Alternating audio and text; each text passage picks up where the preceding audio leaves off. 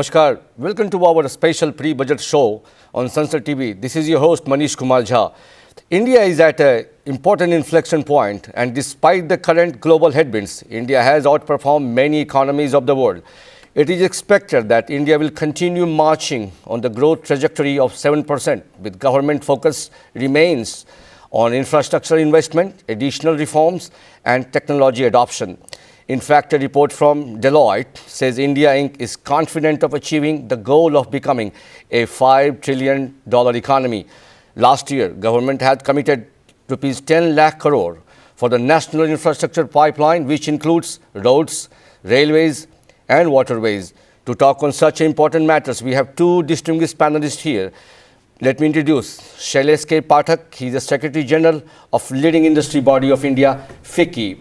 And we have a lady panelist, Ms. K. Bhavani, Executive Vice President, Larsen & Toubro Construction. Sir, let's begin asking some of the very important questions that the interim budget is a working document, as we understand. Do you accept a great radical shift in the policy in this budget? To start with Mr. Shailesh Pathak. Thank you. As the Finance Minister has mentioned several times in the past, over the last 5 years, there has been a completely stable direction of the union budget. And we expect that the vote on account that is going to happen in the interim budget is going to continue allocating to infrastructure. We know that last year's, as you mentioned, was 10 lakh crores. And I'll only say this, I think infrastructure helps every single member of FICCI. Infrastructure is the basis for anything else, and we would be very happy to see a sustained focus on infrastructure, not just in the vote on account and the interim budget, but over the next 25 years of Amrit Kal. Ms. Bhavani, taking cue, so far infrastructure remains one of the key indicators of our economic growth. We also see that it's an interim budget. Yeah. Keep that in the mind. And also government has been prudent in arresting the fiscal deficit, which had some imbalances during the COVID. Do you think based on all these aspects, will government continue spending on the infrastructure? Would you comment on this, please? Yeah, absolutely, because government will continue to spend on the infrastructure budget, because it is very much important for the socio-economic development of the country as a whole. So we anticipate that infrastructure development is going to be upward from almost to 20 to 25% more than the current fiscal year. Would you also comment, while keeping the fiscal aspect at the core of your answer, Mr. Pathak, if you... This is a question for the government to answer, but industry will be very happy. As we understand, there are essentially three ways that the government gets money. One is GST on everything that we buy or sell. The second is income tax. And the third is external inflows. It is about how to spend this A plus B plus C that is important. And we are very happy that the government has prioritized infrastructure and social security and safety for above all. It is important to note that government has maintained the growth trajectory despite the global headwinds and all that COVID setback we had. At the same time, we have gross capital formation infra to be almost about 8 to 9% of the GDP. What needs to be done as far as the policy uptick is concerned? Because what we see, government might evaluate after the final budget will be taken into account. Mr. Shailesh, on this, please. Sure. So I think it's helpful to run through what has happened over the last 10 years. And I'd like to begin by the fact that all of you viewers used to have a terrible wait and traffic jam at toll plazas around 5 years ago. And now you just breeze through toll plazas because of FASTag. So that's one solution that the government has come up with under the public digital infrastructure. If you really look at the components of the PM GTI Shakti master plan, there are roads, rail, airports, ports, inland waterways, metro, mass transit, and logistics infrastructure. In all these 7, I can actually list out marquee projects that have happened. Just to give a small example, those of us who travel by rail once in a while, you will actually see every 1 minute or 2 minutes, there is a underpass which has been constructed in the last 5 years. And it is covered by blue aluminum sheets. And this has reduced the number of deaths on unmanned underpasses to 0.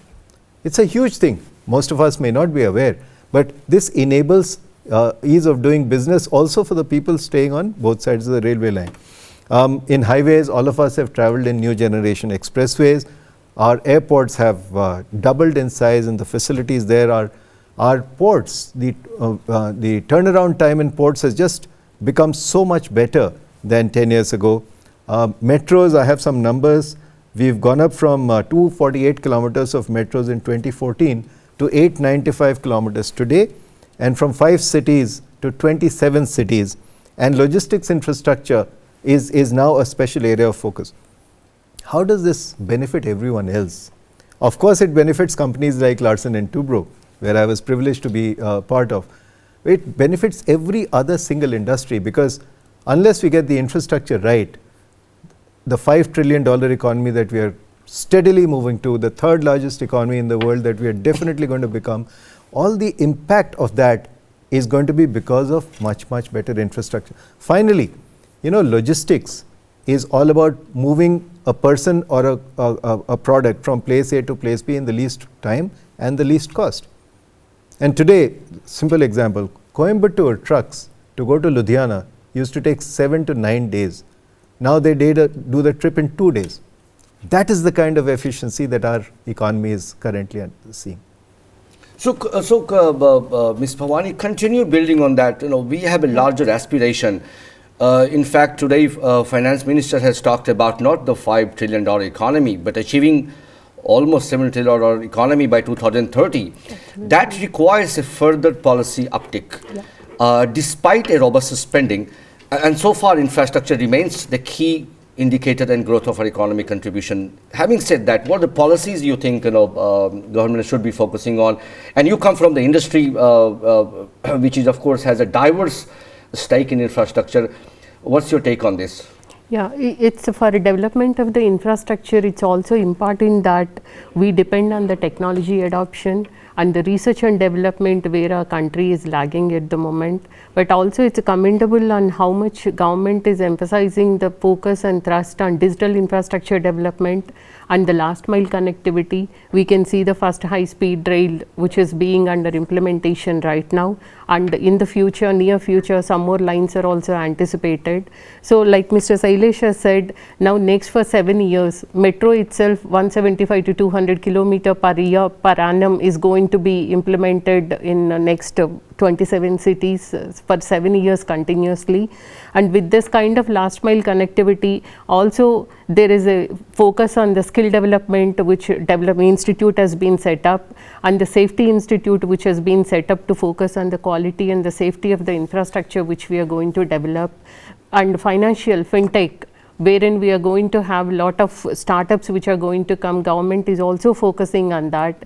So next generation artificial intelligence, the hardware development part of it, and giving lot of PLI schemes for development of these software and also the hardware. So in a nutshell, if you have to put up the digital infrastructure which is going to be a main focus, skill development of the workforce and the technology adoption which is important, and also if there is a little bit of focus on the corporate side for R&D development, if government can give some kind of incentives for the research and development for the corporates, that is going to take us in a big way in the industry, in the last mile connectivity and the mobility industry, for us as a country to grow in the infrastructure development. And in the international business, when we come into, there are a lot of tax benefits which other countries are enjoying, wherein Indian companies are not able to go to international business and be competitive. If our government can look into that policy of reducing the corporate tax for the international business, what we are doing, I think that can give us a lot of leeway for us to enter into the international market as well. I think a wonderful point of we will discuss, we'll come back to this crucial aspect of the tax policy uptick. But what I think the most important aspect of the word called technology adoption, it could be a game-changing phenomena. Absolutely. And as you mentioned, with the applications of artificial intelligence, with the new technology, with the robotics and the new assembly line, the smart assembly lines, how it going to transform the economy, especially the infrastructure is concerned. I would put this across to Shailesh. If you can highlight, technology adoption would be the key factor in driving infrastructure growth and actually the economy growth to sustain our resilient economy tag. If you elaborate, what do you mean by technology adoption? Since we are talking about infrastructure, there are 4 broad stages. One is design, one is finance, because unless the money is there, you will not be able to progress. One is actual building, and one is operating. Design, Bhavani will bear me out, we have been colleagues, has transformed over the last 10-20 years using technology. And BIM, building information modeling, is so common now that even before you build anything, you have the entire digital model. So that's the first. So design has changed, right, using technology. Financing is much easier because you have trackers and measurables that are enabled by technology. So you know exactly how much money is going in and how much. So the entire building cycle, and a recent example actually is the Ram Mandir, which was designed and built in record time using a lot of technology. Actually, Bhavani, maybe you'd like to talk about the kind of technology L&T uses. And operations, I just gave you an example of FASTag that has gotten rid of traffic jams. Coming to, I talked about one aspect of infrastructure, which is transport. Let me now move to cities. And whichever city that you are in has doubled in size since you last, when you started in school. And it will double in size from today in the next 20 years. So a lot of our infrastructure is actually going to be urban infrastructure. And how can technology and artificial intelligence and machine learning and robotics help urban infrastructure? Specific examples, can we use technology to upgrade our basic services? Can we use it to upgrade our transit, urban transit? Can we have new technologies for urban transit, for instance? Can we use this to design better housing, which is more affordable for people? Can we reduce the transit time and the traffic jams using technology? And can we have parks for children to go out and play? How can we enable technology to do that better? So I do agree, and good elaboration on the fact that it would be the game-changing factor in absorbing and adoption of technology. But we're also talking about what are the expectations from the budget, because when we talk about infrastructure, it has a large bouquet. Do you think the government will be consistent in spending on the key elements of road and railways within the infrastructure bracket? What's your take, Ms. Bhavani, if you... Yeah, it's important that we government spends on infrastructure. As we going forward, entire world is looking for sustainable development, sustainability in infrastructure. So if we have to achieve this sustainability as a whole and reduction of carbon footprint, we have to increase more of rail network, which is as a country for us, we need more of high-speed rails and metros and rail network than depending on the more of air travel and the road travel. And to do this one, the private sector investment is also important for us. For private sector to come and participate, the biggest bottleneck, as we are talking about the technology, the forecasting, that is where we are going wrong, wherein there is a lot of risk element, wherein private sector is going backwards in investment. If we can use this data, what is available, using data analytics, and are able to do correct assessment of what is the forecast and revenues and cash flows are going to be, then I think more and more private sectors will come forward to invest, wherein we can achieve the sustainable development, which will take us as a country to going in the developing country mode, which we compare with United States. When we see the ratio of our waterways to land, India is almost at par with US. But when we compare with our logistics, what we are spending, 70% we are depending on roads, unlike US, which is less than 40%. So that is increasing our carbon emissions so high. So as a country, if we have to achieve this sustainable development, it's important that we spend more on infrastructure like roads and railways.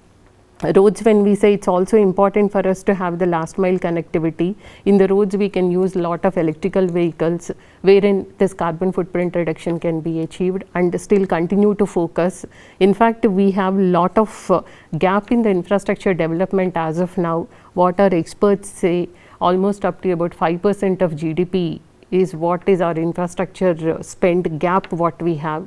So it's important that we go forward and spend on this infrastructure for us to become a developed nation or achieve 5 trillion economy by 2025, or even become third largest economy in the world. On a quick note, she pointed out, because you represent a large body of industry all across India, and this spending is all about government, equally about the private sector. Where are some policies uptick you see in the budget, and some recommendation, if you want to point out, the way Sure. Bhavani has pointed out about some tax benefit, how important these steps would be, and are you really expecting this to happen in this interim budget? I would not talk about tax benefits, no. It is a construction contract for which the money is coming from the government, and there is a bidder from the construction industry that is going and building it. I think the 3 or 4 success stories that have already happened, I will talk about. And that is that, you know, let's take the Vande Bharat, for example, the Vande Bharat series of trains. Let's take the Mumbai-Ahmedabad high-speed rail. These are high-risk projects. We should expect the sovereign to underwrite the risk. We should not expect the private sector to come and build a high-speed rail. At the same time, once they are up and running and you can see visible cash flow coming, then it is very easy to monetize such assets. So the national monetization pipeline is a welcome change that the government has done. And I know so many highways, at least, that have been monetized in the NMP. I expect the same thing to happen in metros. I expect the same thing to happen in high-speed rail once they start generating revenues and profits. So then it's easy to assess instead of forecasting. The second success story is actually that we are able to build within cost and within time, and we are able to build big. So in the last 1 month, we have seen the Atal Setu, the long 22-kilometer bridge connecting the mainland and the island of Mumbai. And I think that, Bhavani would probably agree, was unthinkable 20 years ago. Yeah, we have built the tallest bridge in Chenab. We have built the longest in Bogibeel. We have built the dedicated freight corridors. The western is almost complete. The eastern is in, and in Bharatmala we are building so many expressways. What is the ask from industry? And this ask is actually very simple. Dispute resolution and contract enforcement needs to become better. All right. And this is not only for the infrastructure sector, this is for all sectors. Because we have members who operate in so many countries around the world. This is an area that needs to improve. And yesterday, Honorable Prime Minister talked about ease of getting justice. Dispute resolution is a primary part. So this remains the key message on behalf of the industry. The dispute no, the resolution. second large message on the behalf of the infrastructure industry and in general is how do we get better trained manpower? How do we get better skilled manpower? I know that, you know, when a large infrastructure project is taken up by a company such as L&T, one of the key points is how many people do we need to deliver this in cost and time? How are we going to obtain that manpower?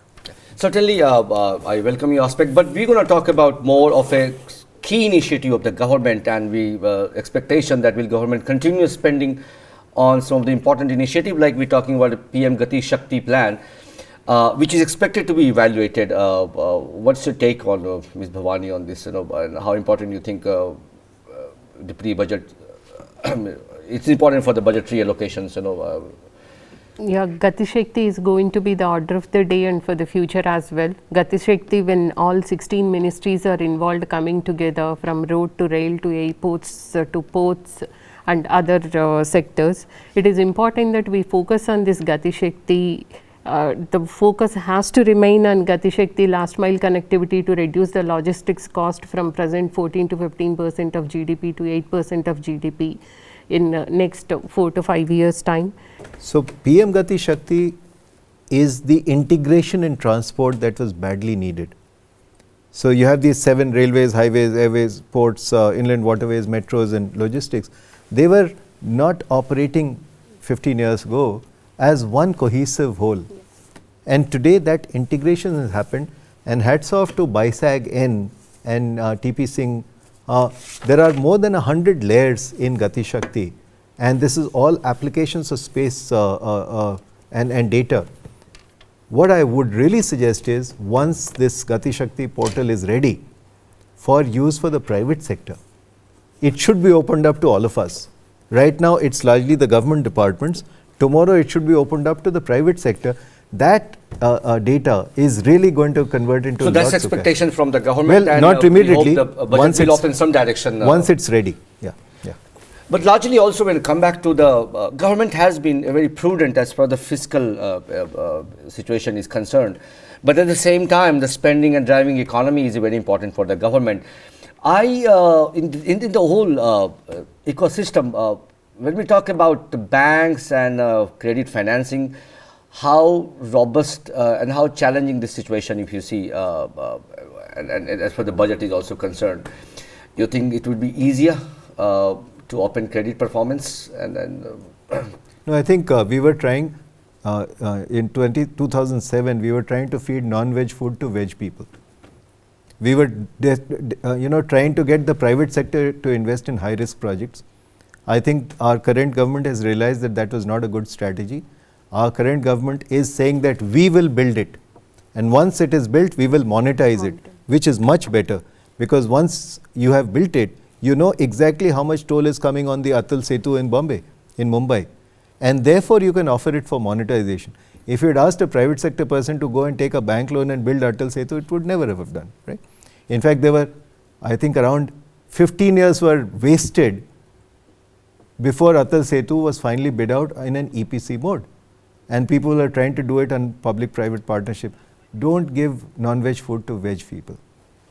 Important in the paucity of time, we're going to focus on the energy sector. Tell us, where will be the spotlight? It will be green hydrogen and the natural gas, with the oil and gas industry seeking reforms to boost natural gas consumption, and also to support our renewable energy adoption. To start with Shailesh and this key sector to focus on. I think FICCI's committees on renewable energy, on green hydrogen, on energy in general, have seen a huge progress over the last few years. In fact, our solar installed capacity has gone up 2,800 times. Now the next big challenge is, this renewable energy is not 24/7, so how can you store it? And there are broadly 3 ways of storing it. So now the technology and the innovation is going to be all about energy storage that is generated, and green hydrogen is part of that.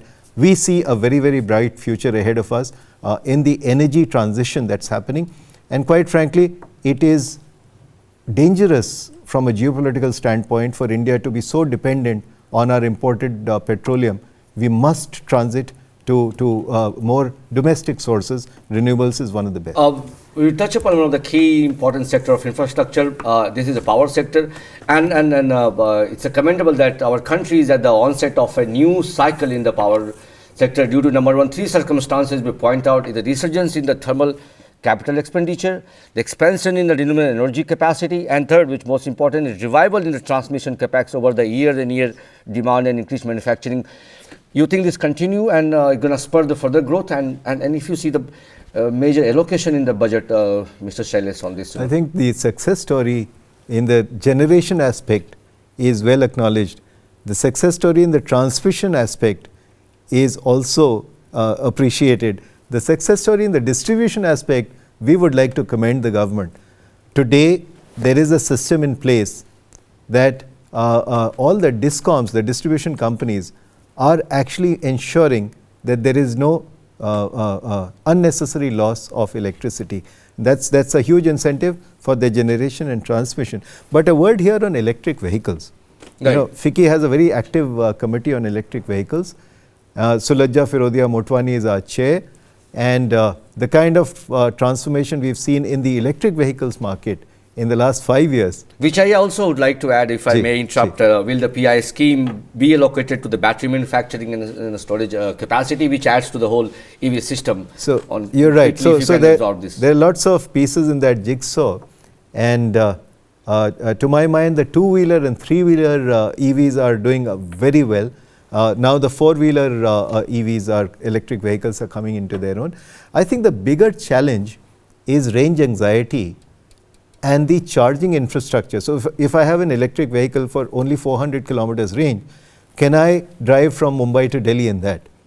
So this